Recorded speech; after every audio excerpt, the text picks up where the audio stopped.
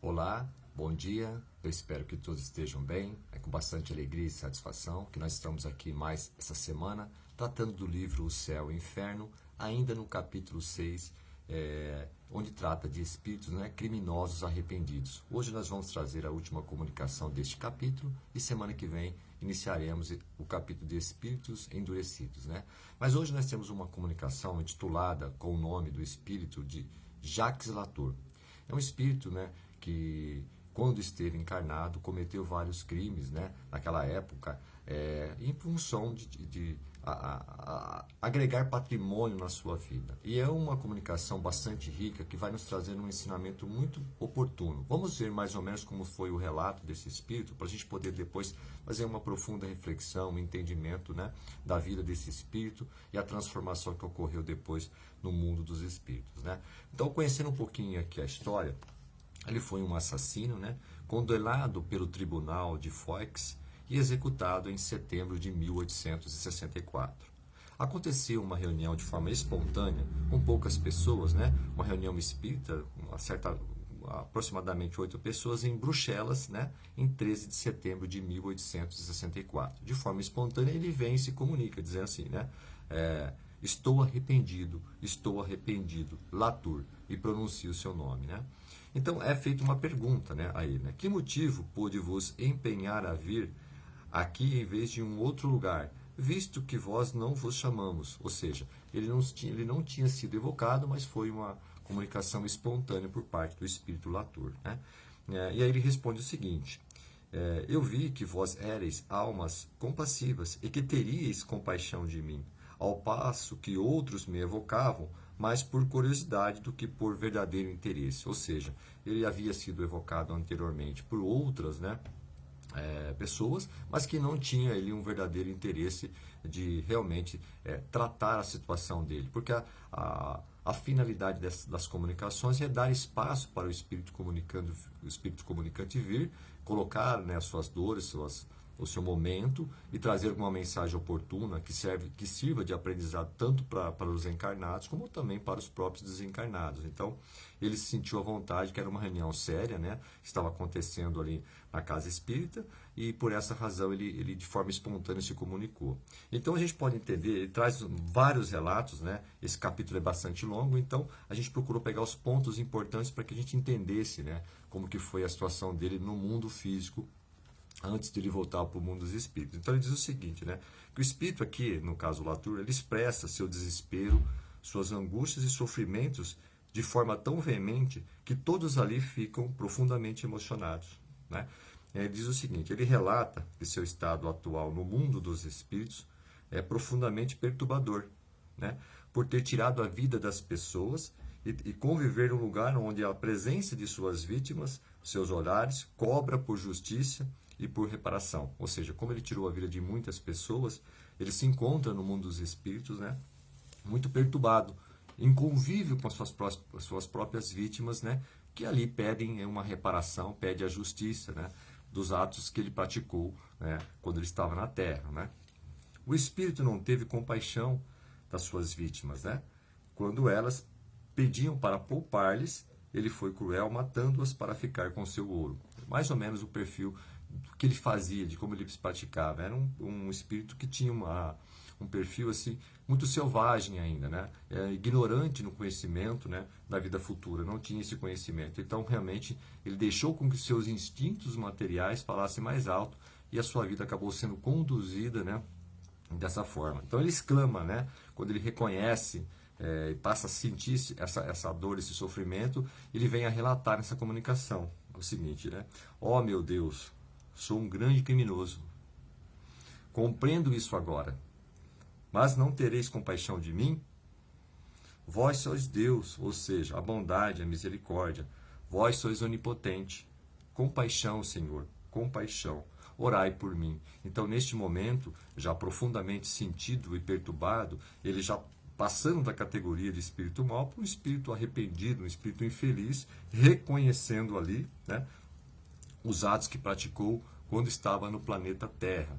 E quando voltou para o mundo dos espíritos, realmente ali ele tomou e despertou e viu o sofrimento que ele se encontrava das consequências, né, da lei de causa e efeito que ele cometeu quando estava no planeta Terra, né? E aí ele continua, né? Continua ali a reunião. Os assistentes informam ao espírito que o sofrimento durará proporcionalmente ao verdadeiro arrependimento dele ao mal que causou às suas vítimas, e que se pedisse fervorosamente, receberia a oportunidade de auxílio da divindade para poder reparar o mal com o bem, até que a divindade reconhecesse sua transformação moral. Então ali há uma comunicação, há um diálogo, né? Que ele deveria continuar tendo fé em Deus, e que se ele pedisse fervorosamente, né, ele com certeza receberia o auxílio para que ele pudesse, de uma certa forma, amenizar o seu sofrimento, tendo em vista que ele estava reconhecendo, estava se arrependendo do mal que o fez. Evidentemente que só o arrependimento não é suficiente, mas é o primeiro passo, né, que, como foi colocado aqui nesse primeiro início do diálogo. E nessa comunicação, como ele estava bastante perturbado, né, as pessoas que ali se encontravam disseram a ele, né, nós vamos orar para você segundo a prece que existe no Evangelho segundo o Espiritismo, né, para os espíritos sofredores e arrependidos. Olha só, então ali ele já não está mais na categoria, né, de espírito mau, e sim como espírito infeliz, porque eles reconhecem ali que esse espírito, embora tenha praticado muito mal quando estava no planeta Terra, quando ele volta para o mundo dos espíritos, ele rapidamente se dá conta de todo o mal que ele praticou às pessoas enquanto estava na Terra. E o sofrimento, a expiação que ele está passando, faz com que aumente ainda mais esse desejo de reconhecer, né, e de pedir uma oportunidade para reparar esse mal que ele causou. E dando sequência, né, a expiação do espírito é igual ao mal que ele fez, né? A dor moral que o condenado suporta após a morte física. Então, onde ele pede, né, orai por mim, para que o desespero não se apodere de mim. Olha só, o estado perturbativo é tão grande, né? Ele, de uma certa forma, está em companhia das vítimas que ele tirou a vida, e aquilo, de uma certa forma, vai tomando, né, o corpo dele, até que realmente ele percebe a necessidade de pedir a Deus, pedir a providência divina um alívio, né, desse sofrimento, para que ele pudesse ir ali dar o próximo passo, que seria, primeiro, né, o arrependimento, a expiação, depois uma oportunidade, uma nova provação para reparar, né, todo esse mal que ele causou. Então ele faz um comentário, né, que aí a equipe começa a fazer preces e orar por ele, para que ele receba ali um alívio para suportar aquele momento difícil que ele está vivendo, né. As preces aumentam as forças, e se minhas dores são as mesmas, sendo maior a minha força, sofro menos. A expiação é necessária, compatível ao mal que praticou, consequência natural da lei de causa e efeito, né? Toda causa, né, tem seu próprio efeito. Então, tudo que ele praticou em vida, né, teve um efeito depois na vida pós-morte, que é a vida futura. E aí é onde entra, né, o trabalho da doutrina espírita, né? Nós vivemos muitas vezes achando que tudo aquilo que estamos passando aqui, quando a nossa morte física vir, terminará.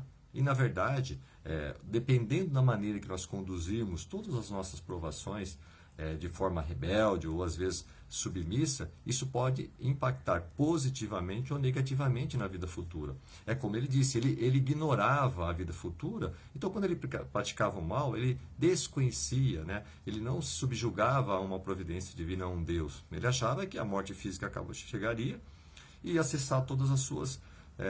tudo aquilo que ele fez não ia ter uma prestação de contas, né? Na verdade, quando ele chegou no mundo dos espíritos, ele percebeu o tamanho, né, a tamanha, né, provação que ele teria que passar, porque ele convivia ali, aterrorizado, né, que vinha até a mente dele todo o passado, todas as vítimas que ele tirou a vida, e aquilo o perturbava imensamente, né?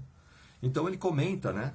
Ele começa a sentir essa mudança, essa transformação, quando ele percebe que as preces que foram feitas para ele, começa a tocar o coração dele, começa a aliviar. Então, todos aqueles pensamentos, aquelas imagens que passavam na mente dele, de uma certa forma, aliviavam ele, né? E aí ele dizia o seguinte: orar é amar, amar é orar, força para espiar e de sofrer. Ele sabia que iria ter que espiar tudo isso que ele fez, de uma certa forma ia passar pelo sofrimento, para depois ter uma nova oportunidade, mas as preces, a emanação dessa oração, ajudava muito ele naquele momento, e o tirava de uma condição de sofredor ali, para um certo alívio momentâneo, né?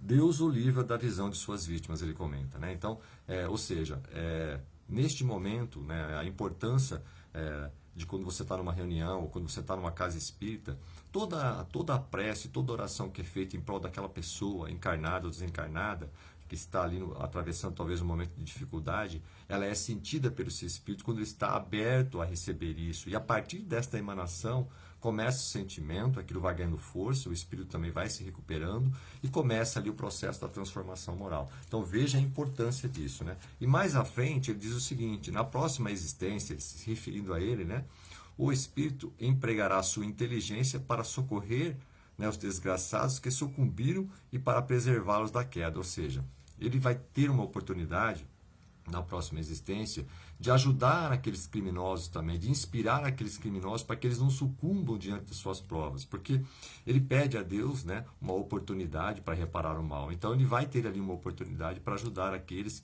que não conhecem ainda a vida futura, que vivem uma vida simplesmente voltada para o mundo material, sem perceber as consequências dos atos praticados, né? Então aí quando a gente vê o perfil, né, desse espírito, né, é uma natureza mais selvagem, né, do que perversa, né, ao qual faltou uma boa direção na vida. Então a gente percebe que era um espírito que não tinha acesso a nenhum tipo de conhecimento da vida futura, diferentemente talvez de outras comunicações, que muitas vezes o orgulho, a vaidade do espírito não deixa, não permite que o espírito se renove. Esse espírito, ele estava muito voltado à selvageria, né? Então, em vidas anteriores, talvez ele não teve essa oportunidade, mas agora, diante desse fato que ocorreu, que ele se deparou ali, do mal que ele causou, na próxima existência, ele assume, ele reconhece todo esse mal e para a próxima existência ele voltará diferente, né? Porque para Deus não é suficiente apenas o arrependimento. O arrependimento é o primeiro passo para a reabilitação, que apela pela misericórdia divina. Olha, nós nos arrependemos. Mas e qual é o próximo passo? Aí você tem a expiação, que é esse momento de você expiar, se depurar. E depois você tem o que? A reparação, que é uma nova existência, não é? Através de uma nova prova, para que realmente você possa se reparar perante aqueles irmãos e irmãs que você tenha causado mal. Então veja, a oportunidade desse espírito que ele vai receber perante a providência divina. E o que a gente pode ver, isso é a dor moral, né? A gente pode fechar essa lição com a dor moral. Por quê? Todo espírito ele pode cometer erros. Assim, nós estamos no planeta Terra sujeitos a erros e acertos. Mas a transformação moral, ela não é voltada para o mundo material. A transformação moral são as virtudes morais nossas. Ou seja, independente de como você está vivendo a sua vida material, as virtudes morais é o que importa quando nós olhamos para o mundo dos espíritos, né? Então, às vezes, a pessoa vive de forma inconsequente na vida material, isso impacta diretamente na vida futura. Esse espírito tinha uma visão muito curta do que era a existência. Ele simplesmente acreditava que se ele terminasse a sua existência no planeta Terra, ele não teria mais nada a prestar contas, ou não teria mais um mundo, né, para continuidade, para evolução. Então ele percebeu, quando ele se adentrou no mundo dos espíritos, ele tomou consciência de uma forma bastante dura que ele cometeu muito mal. E a partir daí, ele percebeu que haveria necessidade, né, de reparar esse mal feito. E de que forma que nós vamos fazer isso? Primeiro, o arrependimento sincero, porque Deus ele pede o primeiro passo, que a gente deve se arrepender. O segundo passo é a expiação, que é realmente sentir aquilo que nós fizemos, como ele comenta, que ele tinha as visões das vítimas que ele tirou, e a partir daquilo, das orações que ele foi recebendo, essas visões foram se afastando, e aí ele realmente, através dos espíritos amigos, começou a receber auxílio, né, através das preces, das orações, para que ele pudesse já se preparar para a próxima existência, para realmente fazer essa reparação tão devida que é necessária. Então, nós reforçamos a importância das casas espíritas, que dá a oportunidade para esses irmãos, às vezes, vir fazer a comunicação, e serve tanto de aprendizado para os encarnados como os desencarnados. Todos nós aprendemos, porque através desses relatos nós podemos também nos ajudar e ajudar tantas outras pessoas, né, que todos nós passaremos por essa situação, a transição do planeta Terra para o mundo dos espíritos. Ok? Eu espero profundamente ter contribuído e agradeço a todos. Até a próxima semana, se Deus quiser.